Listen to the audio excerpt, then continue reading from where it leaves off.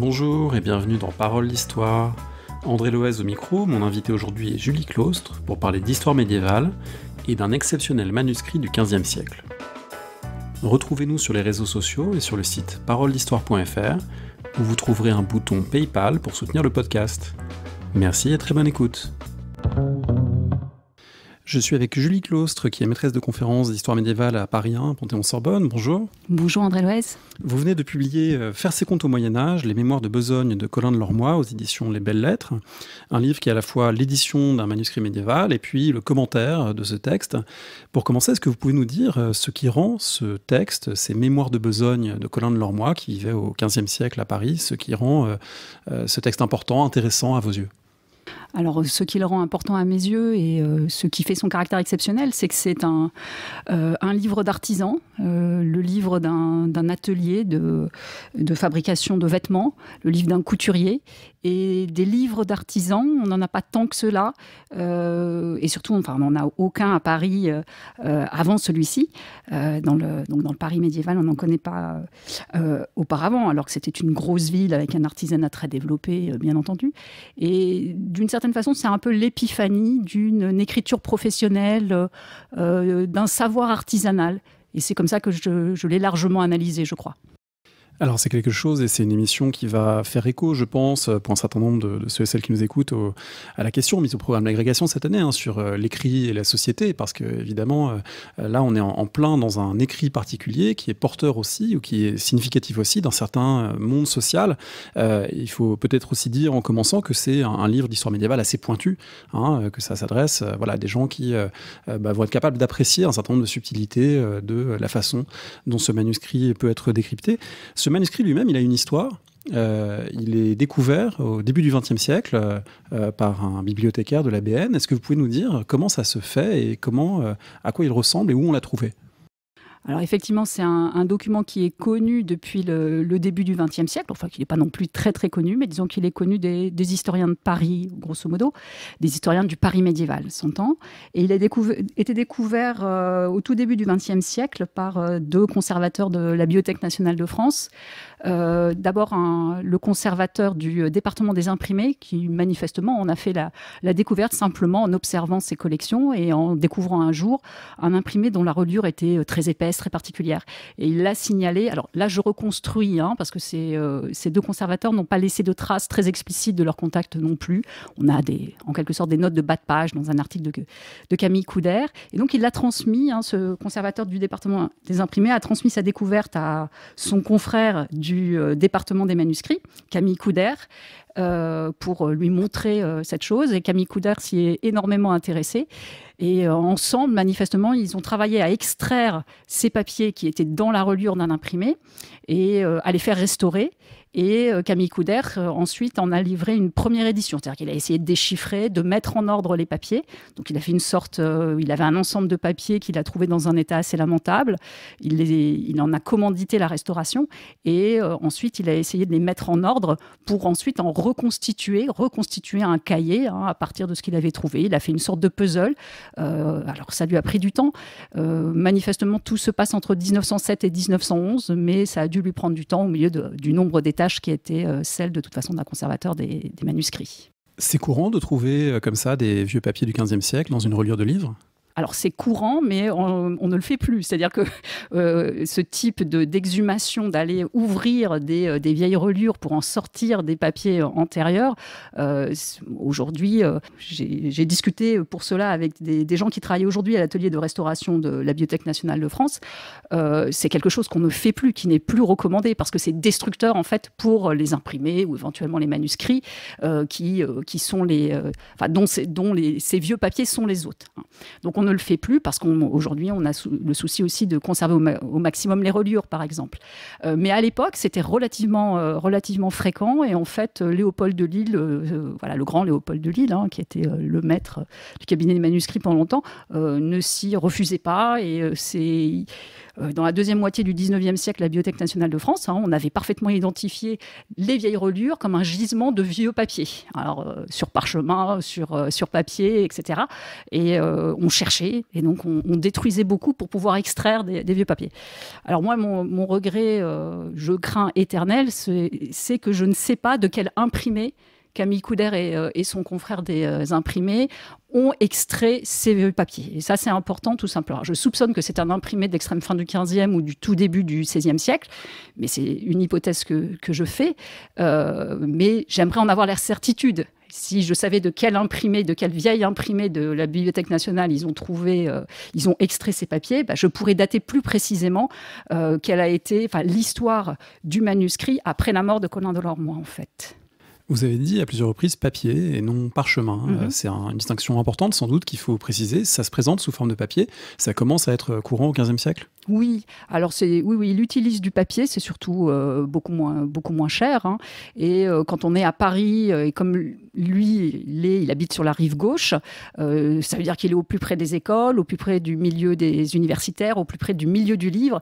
Et en fait, on a tout un marché à la fois du livre et puis du papier à Paris à ce moment-là. Donc, c'est vrai il a sans doute des ressources en papier qui sont proches. Et c'est vrai que la diffusion du papier est aussi une condition de possibilité pour que l'écriture se diffuse à l'intérieur de milieux qui ne soient plus uniquement des milieux lettrés, des milieux élitaires, etc.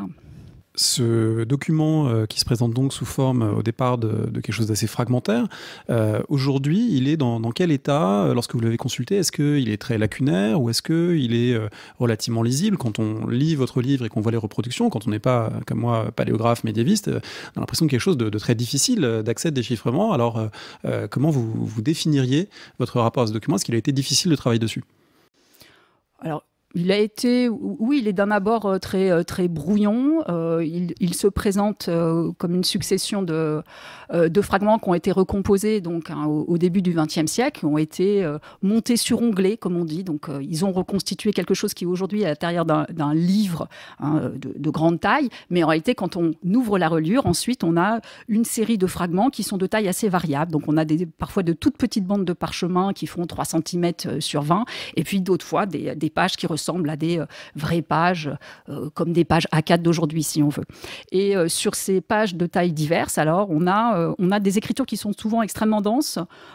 C'est très cursif, ce sont des écritures très cursives, pas très abrégé en revanche, donc ça demande un effort de lecture, ça demande effectivement un effort un peu de paléographique supplémentaire par rapport à d'autres écritures de la même époque, mais très honnêtement, pour des gens qui comme moi ont travaillé sur des écritures archivistiques des 14e et 15e siècles émanant d'institutions, souvent il y a des écritures très très cursives au 15e siècle et c'est un effort supplémentaire mais qui n'est pas non plus un effort insurmontable, quoi. On lit dans votre livre que c'est une époque où, en Italie notamment, se développe une manière d'écrire propre aux marchands, l'écriture mercantesque, une graphie propre au monde des marchands, au monde des artisans. Est-ce que ça reflète ça? Est-ce que Colin de Lormois écrivait de la même manière que les maîtres des écoles de la rive gauche qu'il aurait pu fréquenter par ailleurs? Alors, Colin de Lormois, il développe une écriture. Alors, Colin de Lormois et ceux qui ont écrit pour lui, ces factures, il y a plusieurs mains, manifestement, qui ont écrit. Il développe un type d'écriture qu'on peut décrire à la manière de paléographe. Je ne suis pas paléographe, là-dessus, j'essaye de dire les choses avec quand même un certain nombre de précautions. Il développe une écriture qui est très différente d'une écriture de chancellerie, d'une écriture de greffier de justice, d'une écriture de notaire. Et pour ces écritures-là, je les connais bien pour la période du XVe siècle parisien. Il développe une écriture qui est beaucoup plus ronde ou beaucoup plus anguleuse, en fait, même si il y a manifestement plusieurs mains. Et simplement, en lisant les études italiennes très classiques, parce qu'il y a une tradition de paléographie italienne extrêmement approfondie, beaucoup plus riche que la tradition française, même si elle est importante en France aussi, je me suis rendu compte que ce type d'adjectif, on pouvait le retrouver dans les descriptions que font les paléographes italiens de la mercantesca. Et j'ai été de fait très intéressée par cette distinction qui est effectivement une distinction finalement des types de mains, des types de scripturalité qui se développent d'un côté l'écriture de chancellerie notariale et de l'autre côté, en Italie, à partir de la fin du XIIIe siècle au XIVe siècle, et d'un autre côté des écritures marchandes qui sont très très très abondantes, parce que les grands marchands italiens écrivent sans arrêt, ils s'épuisent à cela, dit même Marco d'Attigny, et on a deux types très différents les uns des autres, qui se distinguent nettement. Et je me suis dit, mais en même temps c'est un peu en forme d'hypothèse, parce que tout simplement, je le rappelle, c'est la seule écriture d'artisan un peu développée qu'on ait pour Paris au Moyen-Âge, et même dans un grand espace français, des écritures artisanales, on n'en a quand même pas beaucoup. On a des écritures marchandes. Et donc, j'ai été amenée à comparer le livre de Colin avec des livres de contes tenus par des marchands du grand espace français, on va dire, marchands de la vallée de la Loire, marchands de Toulouse, etc., pour les marchands provençaux, pour le peu que j'arrivais à observer. Mais là encore, il ne s'agit pas en l'occurrence d'artisans, il s'agit de marchands qui se rendent dans des foires. On est face à d'autres types d'opérateurs économiques. Mais un livre de boutique de Parisiens, de boutiques marchandes, et pas artisanales, de marchandes parisiennes à cette époque, on n'en a pas non plus. On n'en a pas. Donc, j'irai pas jusqu'à dire qu'on est face à l'écriture du marchand parisien. Parce que je ne peux absolument pas le démontrer. Je n'ai pas les moyens de comparer en réalité. En revanche, j'ai mis l'hypothèse qu'on a effectivement, on est face à un type d'écriture qui a pu se développer dans le milieu artisanal, peut-être aussi dans le milieu marchand. Mais ça, pour l'instant, ça me paraît assez compliqué à observer. Parce que ce qu'on a à Paris, ce sont essentiellement des écritures qui émanent des institutions, des écritures de gens formés dans des chancelleries. On a vraiment quelques factures isolées sur feuilles volantes, mais ça veut dire que ça se résume à 6 lignes. De 2 artisans du XIVe siècle. Et donc, il est difficile de considérer qu'on a affaire à une famille d'écritures spécifiques, abondamment attestées. Ce n'est pas le cas. Colin de Lormois, l'auteur de ce livre de besogne, de ces mémoires, de ces factures, etc., sur lesquelles vous avez travaillé, est-ce que vous l'avez rencontré ailleurs que dans ce manuscrit? Est-ce que vous êtes allé le chercher dans d'autres archives parisiennes, dans d'autres archives royales, par exemple? Est-ce qu'on en trouve d'autres traces pour cerner un petit peu qui est ce personnage? Oui, alors j'ai fait ce travail, et c'est vrai que c'était un travail que je trouvais amusant à faire, enfin au départ amusant à faire, d'aller le chercher ailleurs que là où il a voulu qu'on le trouve d'une certaine façon. Mais bon, les choses ne sont pas non plus passées comme ça. Mais alors, Camille Couder, qui a été le découvreur des papiers, avait aussi commencé ce travail-là, et donc il l'avait retrouvé notamment il l'avait retrouvé on va dire, vite dans les archives de l'université. Il avait déjà identifié 1 ou 2 lieux où Colin de Lormois était attesté. Tout simplement, on sait qu'il sert de caution à un libraire juré enregistré auprès de l'université. Bon, donc, il avait fait cet effort-là. Alors moi, je l'ai retrouvé de façon systématique, je l'ai cherché de façon systématique au Châtelet, dans les archives donc royales de Paris, dans les archives de la juridiction royale de Paris, et dans les archives du Châtelet. Je ne l'ai pas trouvé lui. J'ai trouvé beaucoup de ses confrères contemporains, et c'était aussi très important pour moi de le replacer dans le milieu des couturiers de la première moitié du XVe siècle. En revanche, Colin, je l'ai cherché et trouvé dans les archives de l'abbaye de Saint-Germain-des-Prés, tout simplement parce que Colin a habité l'essentiel de sa vie sur la Censive, donc c'est-à-dire sur les terres de Saint-Germain-des-Prés, donc la partie occidentale de la rive gauche.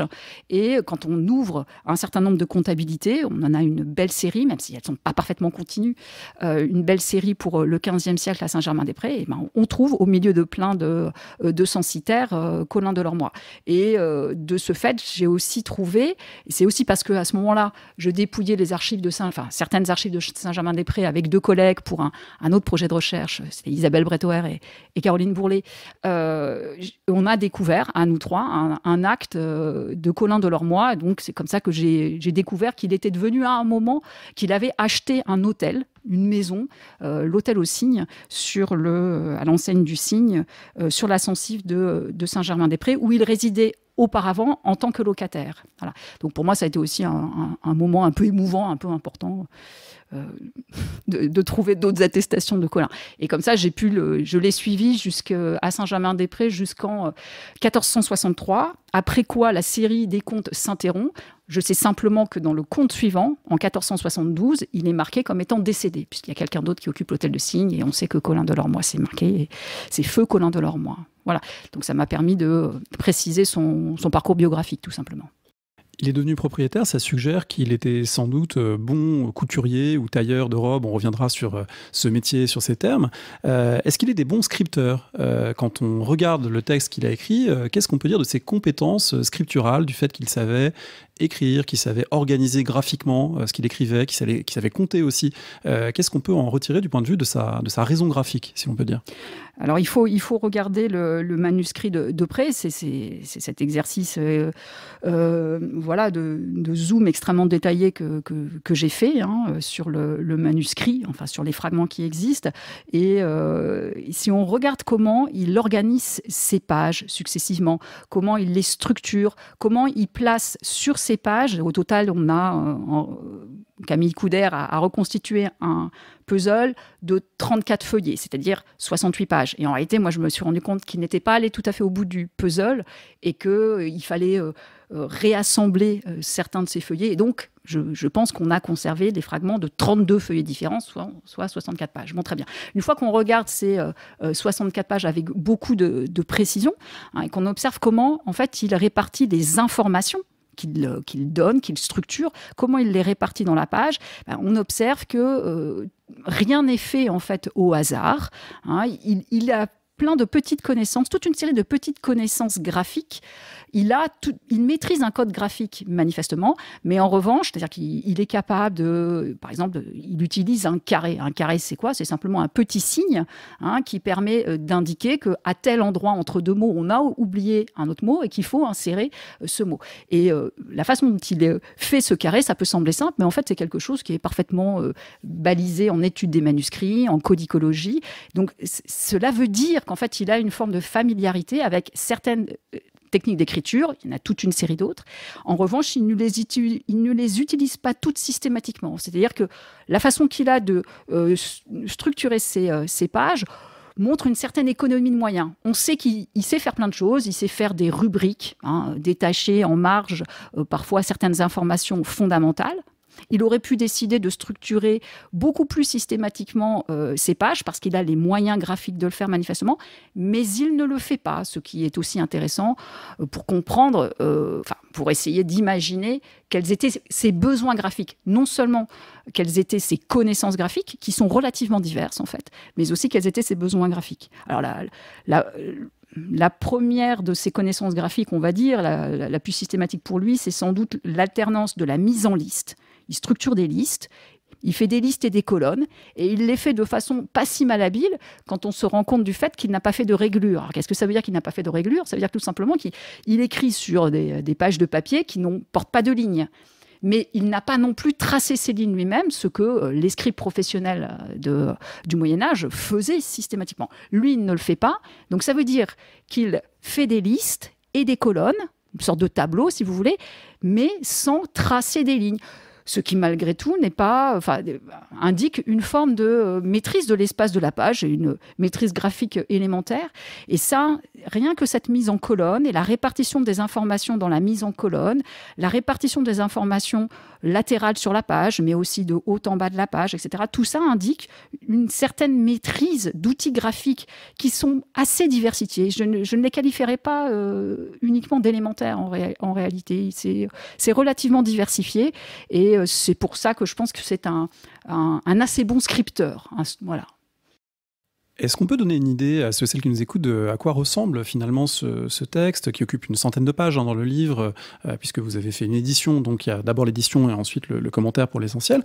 Alors moi, je ne me hasarderai pas à le lire et à déchiffrer ce qui est en partie l'ancien français, mais si je vous demandais de lire quelques lignes avec ce mot item qui revient souvent, qui donne une idée de cette forme de liste finalement, de liste et de liste de vêtements, de liste avec des sommes, à quoi ça ressemble?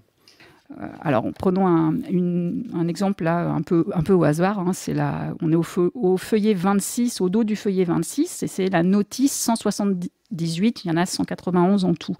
Mémoire de besogne, que fait pour Monseigneur l'acediacre d'Auge pour appareiller une roube à Roubain pour ceux de sous Parisis.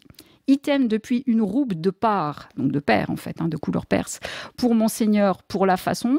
Et là, le texte s'interrompt. Item une houppelande varmel, donc un manteau vermeil, pour sa nièce, pour la façon 10 sous parisis. Item une houppelande pour son neveu Roubain, pour la façon 6 sous parisis. Item une houppelande pour sa nièce, pour la façon 6 sous parisis, etc., etc. Alors, ces items qui reviennent, qui scandent le texte, qui permettent d'énumérer comme ça des vêtements, sachant qu'il n'y a pas que ces commandes ou ces factures, il y a aussi des quittances, il y a aussi des reconnaissances de dettes, il y a toute une série en fait d'actes marchands et d'actes d'artisanat qui montrent différentes facettes de son travail. Oui, alors l'essentiel, la plus grande partie des notices, c'est le type de choses que je viens de lire. Donc effectivement, ce sont des factures. Donc lui appelle sa mémoire de besogne, comme je l'ai lu là, à chaque fois, pratiquement à chaque fois, chacune de ces notices commence par mémoire de la besogne que j'ai faite pour quelqu'un. Mémoire de besogne, c'est la facture d'un artisan. Donc sa besogne, c'est son activité, son travail, le produit de son travail. Bon, et à côté de ces mémoires de besogne qui sont pour moi fondamentaux, parce que c'est véritablement, à mon avis, les premiers textes professionnels que l'on a. Tant qu'on n'a pas de traité technique pour certains métiers, pour certaines activités, et l'activité de couture n'est pas une activité qui a été mise par écrit et mise en traité, en fait. Tant qu'on n'a pas ce type de traité, je pense qu'avec les factures, on tient en fait un type de documents qui sont des documents de nature professionnelle, où le professionnel élabore la manière dont il conçoit son travail, ou du moins la manière dont il avoue à son client, dont il dit à son client quelle est la nature de son travail. Parce qu'une facture, Colin a gardé son livre. Manifestement, il a fait son livre, mais la facture, elle ne se conçoit qu'en direction des clients, bien entendu. Et c'est pour ça que dans les comptes de l'abbaye de Saint-Denis, on a, par exception, conservé 2 factures sur feuillet volant qui avaient été données au commandeur de l'abbaye de Saint-Denis de mémoire par un serrurier et aussi par un autre couturier. Donc, une facture, ça s'écrit sur une feuille volante, et ça se donne au client, ou alors, à moins que ce soit un « et ou », on peut imaginer que ce soit fait parfois aussi en double exemplaire, l'artisan le couche sur ses carnets, sur son carnet, pour garder la mémoire chez lui, et après, le client retrouve chez son fournisseur l'ensemble des commandes antérieures. Alors, à côté de ces factures qui sont la plus grande partie des notices, on a ensuite en fait ce qu'on appelle des comptes, ce que lui appelle des comptes. Ce que lui appelle des comptes, et on a un petit nombre de ces comptes. C'est quoi des comptes? Ce sont des bilans qu'il passe avec ses clients, pour la plupart, des bilans de leurs rapports financiers. Un compte à cette époque, c'est pas du tout ce qu'on a en tête, c'est-à-dire ce ne sont pas des comptabilités dans le Paris du Moyen-Âge. Un compte, c'est un bilan de la balance financière entre 2 partenaires. Et donc, lui, il dénomme un certain nombre de ses notices comptes. Et donc, à ce moment-là, il fait le compte, par exemple, de ses rapports avec certains clients qui le payent mal, ou alors il fait des comptes de ses rapports avec des clients avec lesquels il y a des rapports plus complexes. Par exemple, qui sont très intéressants, il y a les comptes qu'il passe avec le maître d'école de son fils, Galas. Et donc, ce maître d'école, en fait, c'est un maître d'école avancé, en fait, enseigne à son fils. Donc, il a des frais d'école. Colin a des frais d'école pour son fils. Et en même temps, ce maître d'école est client de Colin. Pourquoi? Parce qu'en fait, il tient une sorte de petit collège. Il tient une pédagogie. C'est-à-dire qu'il a toute une série d'élèves qu'il loge, nourrit et qu'il habille chez lui, et il passe commande auprès de Colin pour habiller ses élèves. Et donc, de ce fait, ils ont des rapports assez compliqués, et donc régulièrement, ils se retrouvent pour faire la balance de leurs rapports entre eux. Donc ça, c'est ce qu'on appelle des comptes. Ça, c'est aussi intéressant pour voir quelle est l'économie très concrète d'une boutique. Il y a des reconnaissances de dettes, il y a effectivement les quittances de loyer, donc qui permettent de suivre le parcours résidentiel de Colin dans Paris. Voilà. Alors vous avez mentionné son fils, on l'apprend incidemment, donc qu'il a un fils à travers ce texte, mais c'est un texte qui n'est pas du tout autobiographique, et c'est un texte qui traverse une période pourtant extrêmement mouvementée. C'est un contemporain en fait du Bourgeois de Paris, qui est un texte aussi à la première personne, mais d'une toute autre nature. On trouvera des détails sur la guerre de Cent Ans, sur les Bourguignons, les Armagnacs, et là c'est un texte qui traverse toute cette période presque de façon transparente, sans qu'il y ait ni sa famille, ni des événements politiques, religieux, militaires qui transparaissent. C'est paradoxal ou pas ? Alors, ce qui est sûr, c'est que ça a dû décevoir pas mal d'historiens et que je pense que c'est une raison pour laquelle on n'a jamais regardé de très très près le document depuis l'édition de 1911, en fait, la découverte du début du XXe siècle. Donc effectivement, alors Colin Delormois, il ne parle absolument pas des siens. Enfin, il ne parle pas de lui. Enfin, il ne parle pas de lui de façon évidente. Et quand on croise son épouse, sa fille, son fils, c'est uniquement en raison en général, des dépenses qu'il occasionne au pauvre Colin Delormois. Mais enfin, il n'en parle pas non plus exactement dans ces termes-là exactement. Je trahis un peu sa pensée, je crois. Également, il ne fait absolument pas mention des événements de l'époque. Donc, on le suit. Enfin, le livre. Les fragments du livre qui nous sont parvenus sont datés entre 1420 et 1455.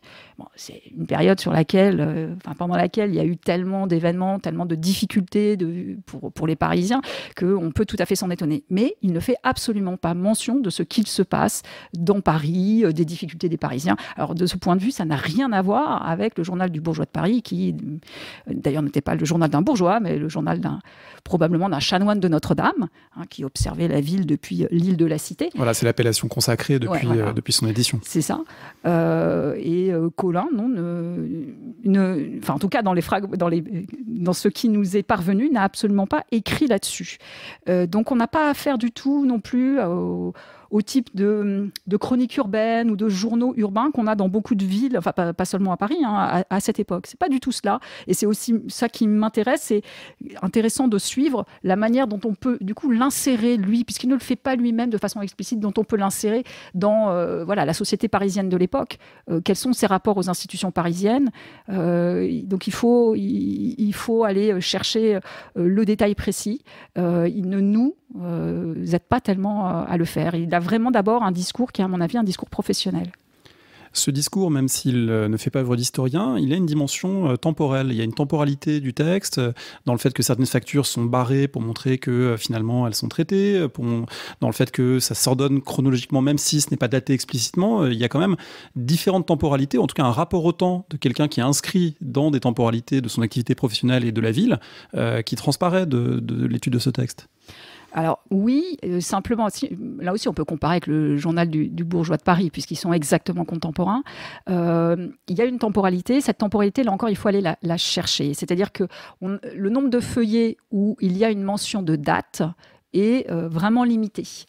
Il ne date pas, habituellement, il ne date pas ses factures. Très rarement, il lui arrive de mentionner que tel client lui a fait tel paiement à tel moment. Voilà. Ce qui est systématiquement daté, bien entendu, en revanche, ce sont ces quittances de loyer. Et c'est ça qui nous permet de dater beaucoup de feuillets, en fait. Ça, oui, des quittances de loyer, puisqu'il s'agit de payer pour une certaine période de temps l'occupation d'un logement. Ça, c'est daté.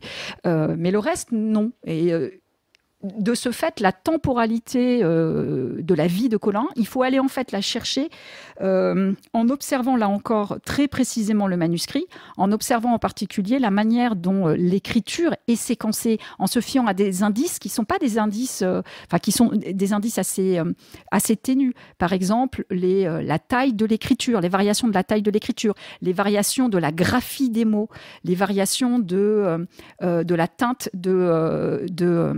de l'encre et certaines variations de vocabulaire. Par exemple, parfois, il emploie le mot « depuis ». Quand il emploie le mot « depuis », ça veut dire que tout ce qui est placé avant, c'est placé antérieurement à ce qu'il écrit à partir du mot « depuis ». Donc là, on prend conscience qu'on a affaire à une nouvelle strate temporelle d'écriture. Donc ça veut dire qu'il faut reconstruire cette temporalité pour laquelle il ne nous donne pas énormément d'indices. Mais cette temporalité, elle existe et c'est bien entendu elle, sans doute, qui justifie cette mise par écrit, en particulier des factures, parce que il écrit pour l'essentiel, très largement, des mémoires de besogne. Et donc, l'écriture lui sert à faire un travail sur le temps, en gardant mémoire de ce qu'il a fabriqué pour tel ou tel client sur des strates temporelles. Alors, j'ai essayé d'évaluer quelle est la temporalité des rapports qu'il entretient avec sa clientèle. On peut le faire pour un certain nombre de clients pour lesquels, on a des notices qui sont datées, etc. Il entretient avec ses clients des rapports qui, manifestement, sont de l'ordre de la dizaine ou de la quinzaine d'années. Donc il est très fidèle avec ses clients, et ses clients manifestement lui sont très fidèles aussi. Et l'écriture sert à cela, en fait, à garder la mémoire et entretenir des relations qui sont des relations qui ne sont jamais, manifestement pratiquement jamais des relations ponctuelles, mais des relations relativement durables. Mais en même temps, dont il faut garder mémoire pour savoir où sont les positions des uns et des autres, où en sont les positions des uns et des autres. Alors ça veut dire qu'on a affaire à un écrit de nature relationnelle en quelque sorte, plus que de nature strictement comptable, de nature mathématique. Et c'est pas on trouve peu d'opérations mathématiques, d'addition, de soustraction. Il y en a, mais c'est pas l'essentiel du texte. Ça veut dire que c'est une source qui aurait peut-être déçu au siècle dernier Max Weber, Werner Sombart, qui se sont penchés sur les comptabilités médiévales pour y voir le prélude ou non du capitalisme. En gros, les sociologues allemands qui étaient engagés dans cette controverse n'auraient pas reconnu en collant de leur moi un pré-capitaliste ou un des premiers capitalistes à travers ce texte. Oui, probablement pas. Et alors dans la longue série en fait, des historiens des comptabilités qui ont écrit à la suite de Weber et Sombart, c'est finalement Raymond de Roover qui cite, à un moment, il cite ce livre, cette édition sur laquelle il est manifestement tombé, et il a un avis vraiment très, très négatif sur le livre. Pour le dire vite, pour lui, Colin de Lormois, c'est pas un comptable. Il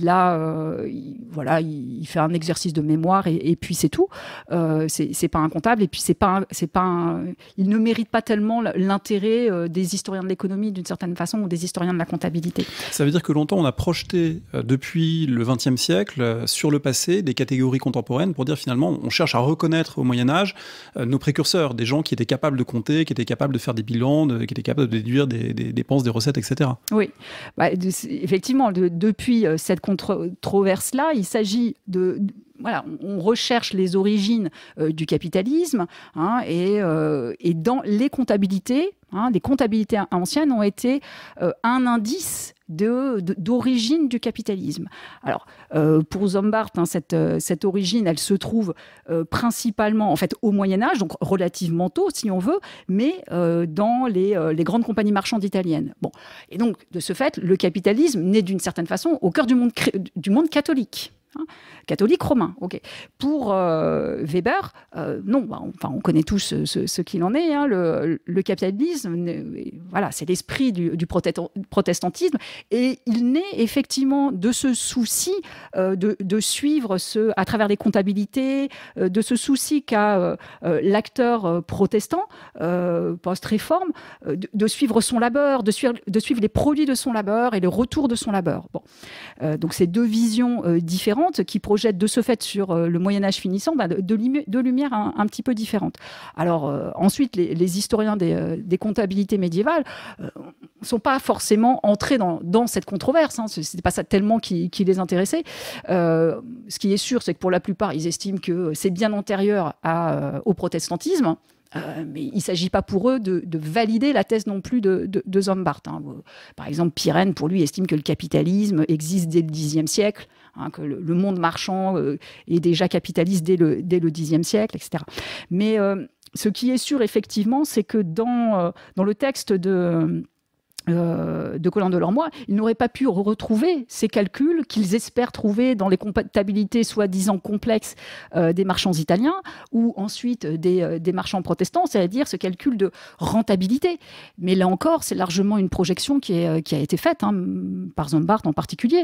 Il n'est pas du tout évident que les marchands italiens aient cherché à effectuer des calculs de rentabilité. Si on regarde des études, mais c'est pas juste seulement il ne s'agit pas seulement d'études récentes, mais notamment certaines études récentes sur les grands corpus marchands italiens. Dire qu'on a affaire à des calculs de profit et des calculs de rentabilité, ce n'est pas du tout si évident que cela. C'est-à-dire qu'on peut considérer aussi que beaucoup tiennent fondamentalement la mémoire de leur hyper complexe réseau de clientèle et de fournisseurs. Et la mémoire de leur complexe réseau aussi de succursales. Et que c'est fondamentalement ça qui est le moteur de l'écrit. Et pas ce qu'on croit, ce qu'on a tendance à projeter avec les comptabilités, alors contemporaines, mais ça depuis le 19e siècle en réalité. Pour terminer, peut-être qu'on peut parler un peu de l'activité concrète de Colin, qui était donc couturier ou tailleur de robes. Il me semble qu'il y a un paradoxe à vous lire entre, d'un côté, une activité qui n'est pas très valorisée pour plein de raisons, notamment parce qu'il y a un certain nombre d'injonctions bibliques à ne pas porter de vêtements cousus, mais des vêtements non cousus, etc., mais pour d'autres raisons aussi. Une activité qui n'est pas forcément valorisée, pourtant un vêtement médiéval qui a une grande importance en tant que signifiant social, qui assigne des places, qui peut être donné, légué, qui compte dans l'identification des individus d'eux-mêmes et des autres au Moyen-Âge. Alors, oui, je comprends ce que vous voulez dire. Simplement, là, il faut observer tout simplement ce que l'on sait à Paris et ailleurs aussi, dans d'autres villes anglaises, villes italiennes, de ce qu'est la position sociale, économique et sociale concrète de ces couturiers et tailleurs dans tous ces lieux. Partout, vraiment, les sources fiscales convergent pour dire que ce sont des fonctions qui sont peu rémunérés, ils sont systématiquement en bas de la hiérarchie fiscale. Ils ne font pas partie tout à fait des plus pauvres, mais en général, ils sont quand même, ils font partie des catégories artisanales les moins mises à contribution. Donc, probablement parce qu'ils font partie des catégories artisanales qui font le moins de profit. Alors, bien entendu, au sein de ces groupes de tailleurs, il y a quand même un certain nombre de personnes qui travaillent pour des hôtels princiers, des hôtels royaux, et qu'il y ait eu des possibilités d'enrichissement pour certains dans cette activité, c'est indéniable. Bon, maintenant, il ne faut pas projeter sur cette époque l'image qu'on peut avoir peut-être depuis le XVIIIe siècle, sur ce qu'est le monde des tailleurs, des grands tailleurs, de la mode, etc. Je crois que ce serait aussi erroné. Ensuite, il y a une autre chose, c'est que la valeur du vêtement au Moyen-Âge, elle vient fondamentalement de la valeur du tissu, de la matière. Et elle ne vient pas du tout de la valeur du travail du couturier.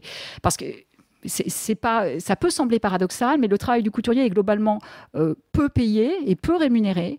Et ça, on le constate. Alors, c'est pas à travers le livre de Colin qu'on pourra le constater, parce qu'il n'y a que quelques bribes sur la valeur du tissu, mais c'est d'autres sources contemporaines où on voit que ce qui coûte cher, fondamentalement, dans le vêtement, c'est le tissu, c'est la qualité des tissus. Et la qualité éventuellement de la fourrure qu'on ajoute, ce qui est extrêmement fréquent, la qualité d'autres accessoires qu'on peut ajouter. Et donc c'est le marchand de tissu, ou c'est le marchand de fourrure qui fait la réalité du profit dans ce type de réalisation.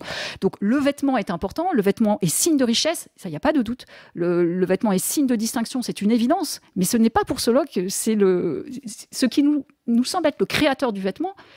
Je ne suis pas sûre qu'il soit conçu ainsi à cette époque.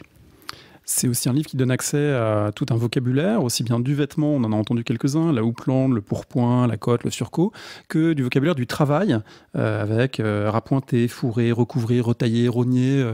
Est-ce que vous avez accédé un petit peu à la réalité du labeur de Colin, et puis peut-être des gens aussi qui travaillaient avec lui? On sait qu'il avait à un moment au moins un valet qui pouvait l'assister. Est-ce qu'on en sait plus aussi sur la dimension pratique de son activité? Alors, ce que l'on voit, ce que j'ai cherché beaucoup aussi, c'est effectivement de voir à travers ces factures comment il décrit le produit de son activité et puis comment il décrit éventuellement ses gestes. Alors, il est un peu avare en verbes précis. C'est des verbes qu'on peut retrouver aussi dans la réglementation professionnelle du métier.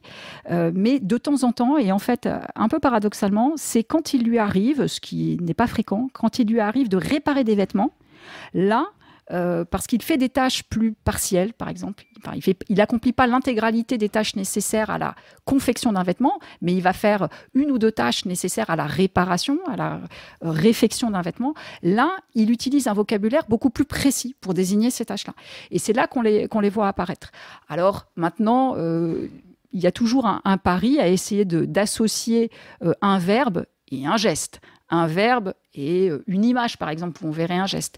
Mais malgré tout, on accède ainsi à une partie de la grammaire professionnelle. Une partie de la grammaire professionnelle qui vient compléter le peu que l'on savait par les réglementations professionnelles. Sachant que la réglementation professionnelle à Paris pour ce métier de couturier, elle existe, on en a plusieurs textes, mais en revanche, elle est très très peu technique. Très très peu technique.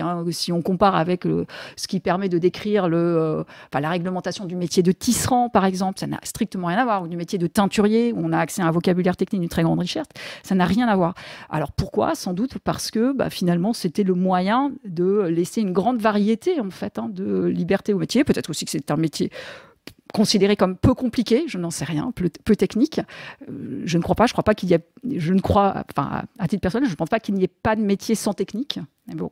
Et l'intérêt donc de ce type de document, c'est d'entrer dans un vocabulaire un peu plus technique que celui auquel on peut accéder. Vous avez parlé d'images. Est-ce que, en voyant des images de la fin du Moyen-Âge, en voyant, je sais pas, la fresque du Bon Gouvernement, ou en voyant les régisseurs du Duc de Berry, est-ce qu'il y a des moments où on peut entrevoir ce que serait l'activité d'un couturier ? Est-ce que vous pourriez reconnaître un confrère de Colin sur tel ou tel document de la période ? Alors, il y a des images qui représentent effectivement des couturiers, des tailleurs de robes, pas dans le type de manuscrit que vous avez évoqué, mais il y a un livre qui a été abondamment illustré, qui est le Tarquinium Sanitatis, qui est un livre, on va dire, qui prescrit des régimes de vie, de médecine. Enfin, c'est beaucoup plus divers que ça. Et il se trouve que le Tarquinium Sanitatis, qui porte donc sur la santé, si on veut, considère aussi que le vêtement participe de ce confort, d'une hygiène de vie, en fait. Et de ce fait, il y a les métiers de la couture, certains métiers du vêtement sont représentés. Alors, comme c'est un livre d'origine orientale, il a été traduit. Bon, il y a toute une série de biais dans ce livre-là. En revanche, il y a un grand ensemble très dense de manuscrits qui l'illustrent et qui nous montrent l'échoppe d'un marchand de vêtements de laine, l'échoppe d'un marchand de vêtements de soie, l'échoppe d'un marchand de vêtements de lin, etc. Et selon qu'ils sont produits en Flandre, en Italie, dans l'Empire, on peut effectivement s'amuser au jeu des comparaisons ou retrouver exactement le même type s'amuser aussi au jeu des ressemblances, d'une certaine façon. Et ce que l'on voit effectivement, c'est des types d'échoppes qui sont systématiquement les mêmes. Donc on peut reconnaître les outils l'outillage extrêmement minimal, on peut reconnaître les dispositions, on peut reconnaître les postures, on peut reconnaître le type d'acteur. Donc systématiquement, on a un homme et une femme ou seulement une femme, parfois c'est simplement une couturière en fait, qui est représentée, et puis une jeune femme ou un jeune homme en tailleur, au moins, parfois deux, qui sont les couturiers associés, employés, donc qui ont cette position en tailleur caractéristique du métier de couture, en fait. Une table, voilà, un ensemble de mobilier, d'objets, les ciseaux, les ciseaux du couturier, etc. Un client, en général, qui vient là discuter avec le tailleur. Il y a des travaux là-dessus qui ont été, qui se sont développés depuis, je sais, sur l'iconographie, en fait, de ce type de métier. Merci beaucoup. Est-ce que, pour terminer, je peux vous demander un conseil de lecture que vous voudriez donner à ceux et celles qui nous écoutent pour prolonger un petit peu cette discussion ? Alors, ça n'a strictement rien à voir. Donc ça tombe un peu, voilà, c'est le fruit du hasard des réflexions de la journée. Conseil de lecture, moi je recommanderais à tous de lire François Héran, je ne suis quand même pas la première à recommander, Lettre au professeur sur la liberté d'expression, enfin j'ai plus le titre exact. On mettra la référence. Tête. Voilà. Merci. Merci beaucoup.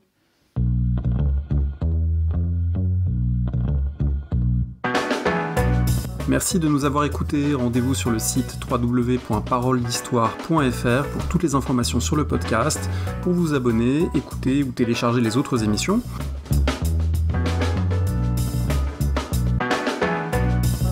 La discussion se poursuit aussi en ligne, notamment sur Twitter. Vous pouvez poser des questions @paroledist et à bientôt pour un prochain épisode.